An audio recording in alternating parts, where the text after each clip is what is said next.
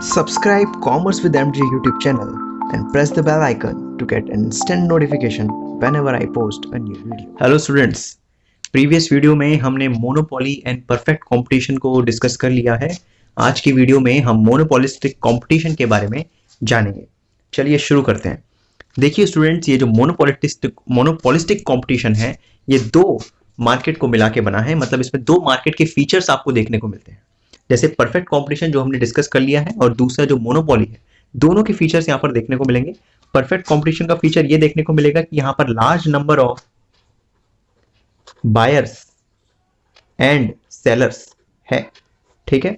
और मोनोपोली का जो फीचर है वो ये है कि यहाँ पर जो भी सेलर होगा उसका एक पर्टिकुलर क्या होगा, ब्रांड होगा, और उसी ब्रांड का वो क्या होगा, ओनर होगा, ठीक है। तो सेलर का खुद का एक पर्टिकुलर ब्रांड होगा, उस ब्रांड का वो खुद का ओनर होगा। तो मतलब मोनोपोलिस्टिक कंपटीशन एक ऐसा कंपटीशन है जहां पर बहुत सारे बायर्स हैं, बहुत सारे सेलर्स हैं, और जो वो सेल कर रहे हैं वो पर्टिकुलर ब्रांड के खुद के ओनर होंगे। लेकिन वो ऐसे प्रोडक्ट को सेल करेंगे जो कि क्या होंगे, डिफरेंशिएटेड होंगे।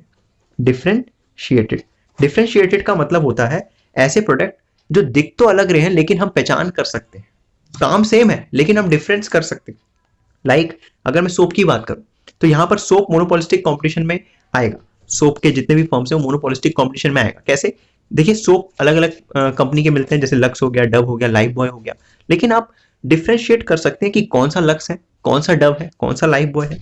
वैसे अगर मैं बात करूं टूथपेस्ट की, तो टूथपेस्ट के भी बायर्स और सेलर बहुत सारे हैं, लेकिन टूथपेस्ट के जो ओनर्स हैं जैसे कोलगेट, पेप्सोडेंट, क्लोजअप, इसको आप डिफरेंशिएट कर सकते हो उनके प्रोडक्ट को। वैसे अगर मैं बात करूं टी की, तो टी के ब्रूक बॉन्ड हो गया, टाटा टी हो गई, टुडे टी हो गई, ताजमहल हो गया। तो बहुत सारे टी के भी ब्रांड अवेलेबल हैं जिसको भी आप डिफरेंशिएट कर सकते हैं। वैसे अगर मैं साइकिल की बात करूं तो साइकिल में एटलस हो गई, हीरो की साइकिल हो गई, ठीक है ना, वगैरह वगैरह बहुत सारी कंपनीज की साइकिल आती है। ओके, तो ये सारे एग्जाम्पल मोनोपोलिस्टिक कॉम्पिटिशन के हैं। तो मतलब मोनोपोलिस्टिक कंपटीशन क्या है, ये एक ऐसी मार्केट सिचुएशन है जहां पर large number of buyers and sellers तो देखने को मिलेंगे ही, साथ साथ जो फर्म प्रोडक्ट सेल कर रही होगी वो कैसे होगी, वो क्लोजली रिलेटेड होंगे। कैसे होंगे? क्लोजली रिलेटेड, मतलब एक दूसरे से रिलेटेड ही होंगे। जैसे सोप का काम क्या है, नहाने में काम आता है, ठीक है। तो ये लक्स का सोप भी नहाने में काम आएगा, डव का भी, लाइफ बॉय का। तो क्लोजली रिलेटेड है, काम तो सेम ही है, लेकिन हम उनको डिफरेंशिएट कर सकते हैं। लेकिन लोग अलग अलग बेच रहे हैं, लेकिन मैं डिफरेंशिएट कर सकता हूँ कि ये लक्स का है, ये पर्टिकुलर डव का है, या ये लाइफ बॉय का है। ओके, तो आइए डेफिनेशन देखते हैं कि monopolistic competition is the market situation in which there are large number of firms which are sell closely related but differentiated product. तो बहुत सारी फर्म्स हैं जो क्या सेल कर रही हैं, वो ये सेल कर रही हैं क्लोजली रिलेटेड प्रोडक्ट को सेल कर रही हैं, लेकिन वो कैसे प्रोडक्ट है, डिफरेंशिएटेड भी है साथ साथ, ठीक है। तो like soap, toothpaste, AC etcetera.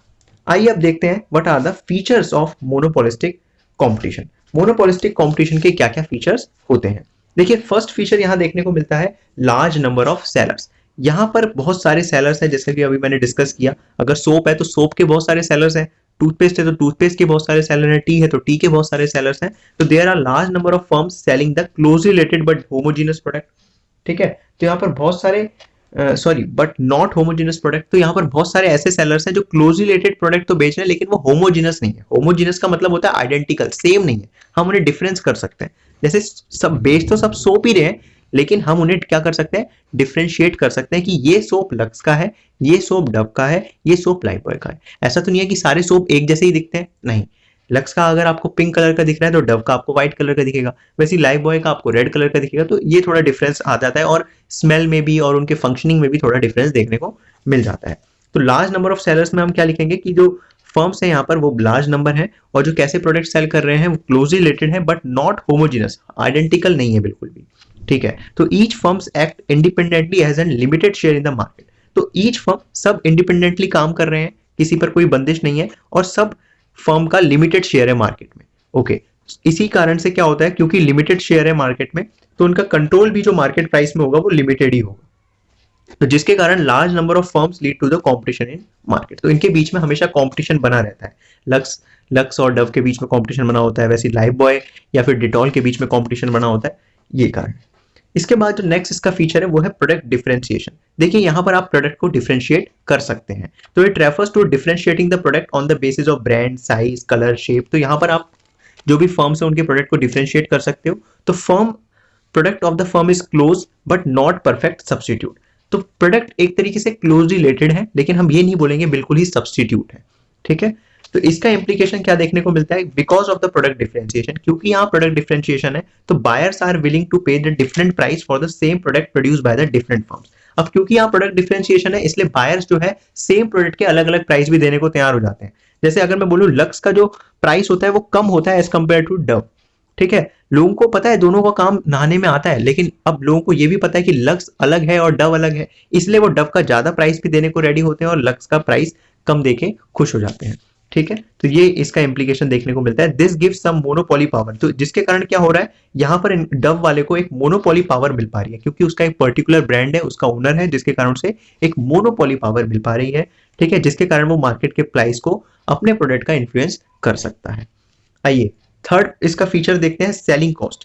तो मोनोपोलिस्टिक कंपटीशन के अंदर प्रोडक्ट्स आर डिफरेंशिएटेड, अब प्रोडक्ट को मैं डिफरेंशिएटेड कर सकता हूं, and these difference are made known to the buyer through the selling cost. और ये डिफरेंशिएशन बायर को कैसे पता लगता है, सेलिंग कॉस्ट के कारण पता लगता है।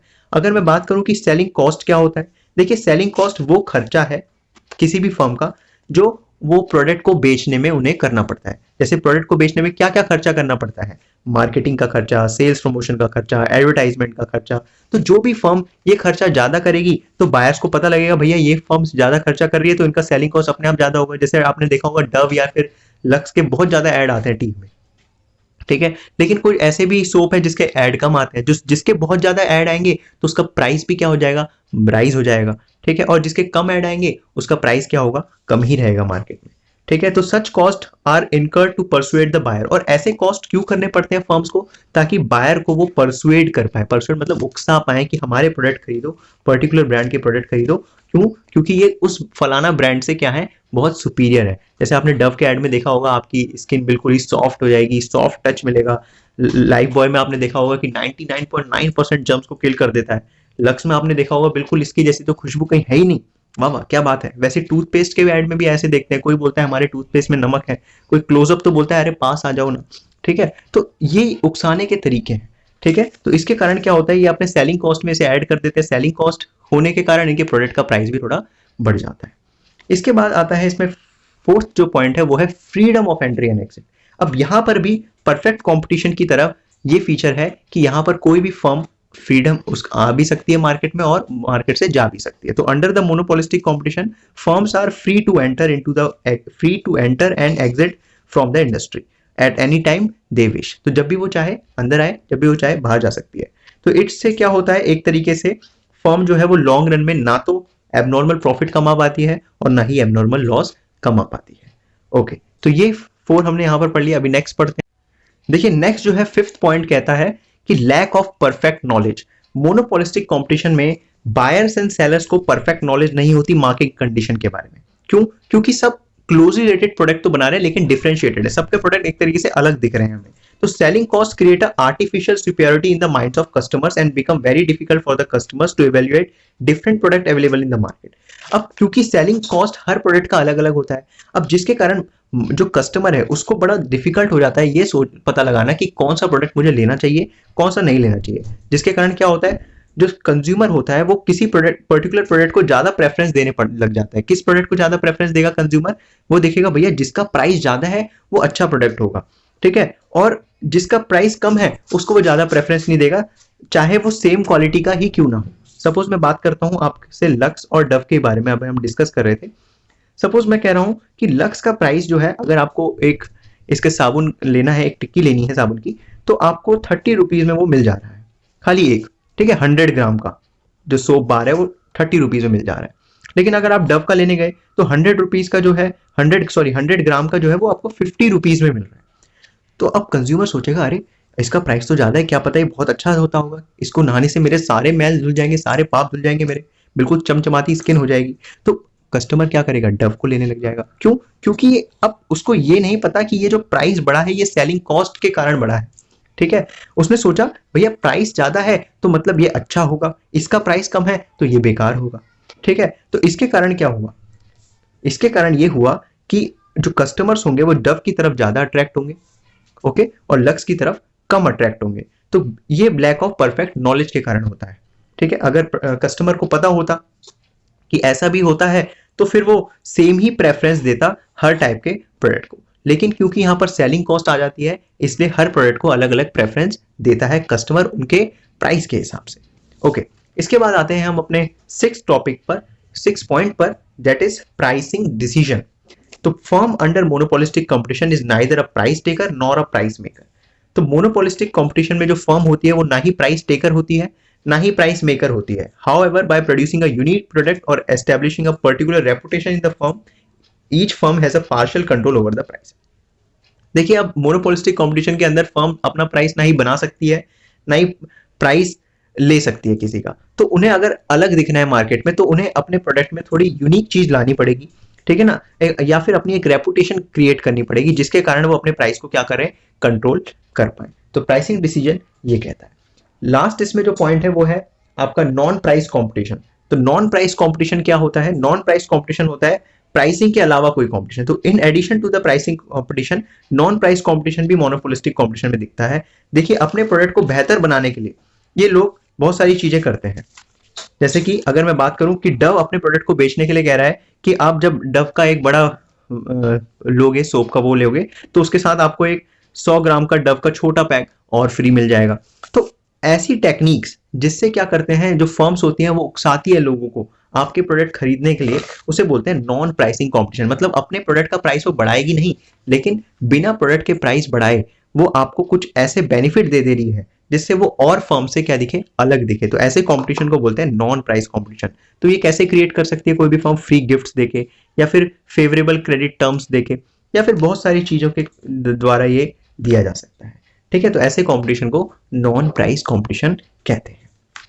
आइए अब सीखते हैं what is the demand curve under the monopolistic competition. देखिए, डिमांड कर्व किस तरीके की होती है? डिमांड कर्व कुछ इस तरीके से होती है। यहाँ पर डिमांड कर्व जो है वो हाईली इलास्टिक है।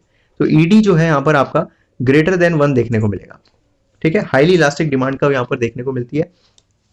आप देख सकते हैं प्राइस में इतना चेंज आया लेकिन डिमांड में बहुत ज्यादा चेंज आ गया, ठीक है। तो प्राइस कम हुआ, डिमांड क्या हुई, बढ़ गई। तो ऐसी डिमांड कर्व जो है वो हमारी हाईली इलास्टिक कही जाएगी।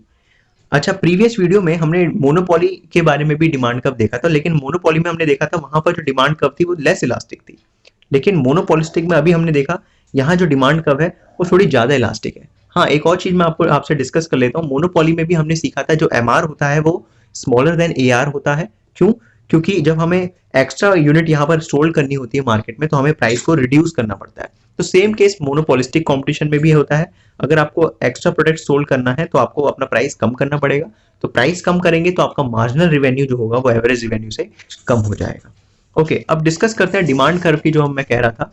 देखिए, मोनोपोली और मोनोपोलिस्टिक डिमांड कर्व में क्या डिफरेंस है? मोनोपोली की जो डिमांड कर्व है वो लेस इलास्टिक है, मोनोपोलिस्टिक कंपटीशन की डिमांड कर्व हाईली इलास्टिक है। आप देख रहे हैं थोड़ी इसकी जो डिमांड कर्व है वो फ्लैट है और इसकी थोड़ी स्टीपर है। और हमने ये भी सीखा है कि the flatter the demand curve more will be the elasticity. Okay, ऐसा क्यों होता है?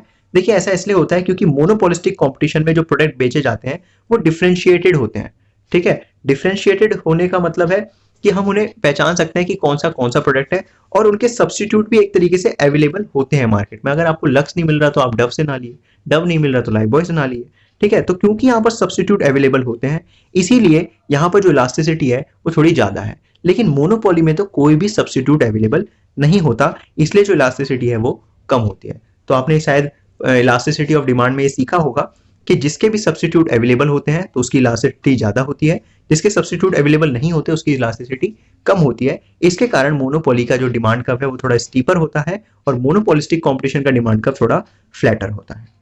तो ये कंसेप्ट आज हमने सीखा मोनोपोलिस्टिक कंपटीशन के बारे में। आई होप आपको मोनोपोलिस्टिक कंपटीशन अच्छे से क्लियर हो गया होगा। अगर नहीं हुआ तो एक बार फिर से वीडियो को रिवाइंड करके पॉज करके आप देख लीजिए, आपको अच्छे से सारे टॉपिक क्लियर हो जाएंगे। नेक्स्ट वीडियो में हम ओलिगोपोली के बारे में सीखेंगे। अगर इस वीडियो में कोई डाउट है तो प्लीज नीचे कमेंट करिए। वीडियो पसंद आई तो लाइक करिए, चैनल को सब्सक्राइब करिए ताकि आप जुड़े रहिए ऐसी ही इंटरेस्टिंग वीडियोस के साथ। Goodbye, take care.